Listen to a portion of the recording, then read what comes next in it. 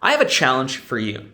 And that is when you interact with people to start to recognize the similarities you have between them. Right? Now, this might sound simple and obvious. However, it seems that in the world, we are just infinitely creative at finding ways to separate ourselves, right? And we also there in turn draw a line in the sand and say, okay, if you're not on my side, you're separate, right? And the truth of the matter is, as Loretta Ross and others can point to, we actually have a lot more in common with people than we think, right? Might not be 90%, but most people probably it'd be in the 70% range or something like that. And if anything, if we're to like heal the bonds of, our fractured society, we have to start bringing people in. And how do we bring people in? Well, we start to recognize those similarities. And I promise you, like as vast as we think these differences might be, we just gravitate towards like a few number of them, when in reality, as I said, we have a lot more in common. Now, again, part of it is, and I understand this, that there's certain things that can be non-negotiables and things like that. But if we start to kind of flip it and go into a different perspective and attack that same sort of problem, we can kind of see that whatever sort of someone's knee-jerk opposition to us might seem, it's more than likely fear-based, right? And the only way to dismantle that fear is to approach it from that way of similarity as opposed to separation, right?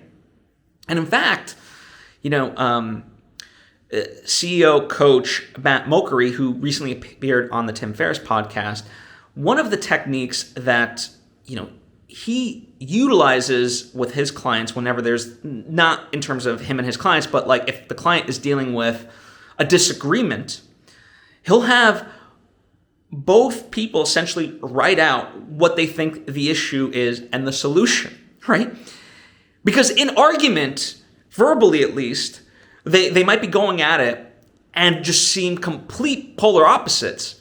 And yet, when you separate them and give them that space to actually articulate what it is that they're trying to say, they both come back to it and read each other's answers, and they're actually quite similar.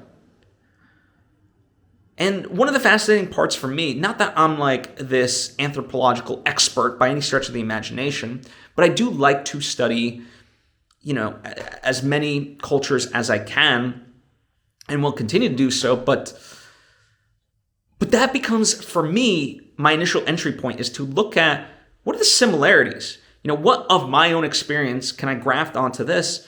And not in an appropriate sort of way, but just as an entry point to understand it and to be like, oh, okay.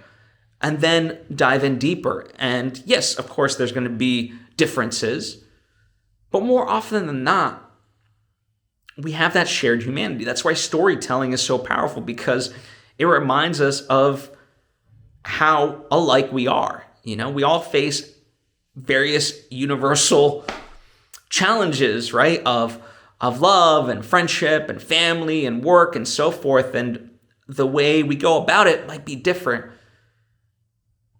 But the stress and, a lot of our reactions and so forth can be quite similar, right? And so I always enjoy unearthing those, because it deepens whatever relationship I have, right? It doesn't have to be romantic. It doesn't even have to be a friend. It could just be an interaction one time with a person on the street for just a minute or two, and that's it. It can make those a little bit more profound, when we start to kind of look for those things. And I don't know, to me, that just gives life a little bit more meaning. We often talk about, how long a person lived, the number of years. That's their longevity. But what if we start to examine the width of life as well? Because someone might live to be 200 years, but if their life doesn't have a profound impact for themselves, let alone the other people around them, then what's the point? So to me, however long I may live, I try to make each moment count. And this is one of the ways that I do, is to try to recognize that shared humanity between me and anybody else. So I challenge you to do the same. Let me know how it goes.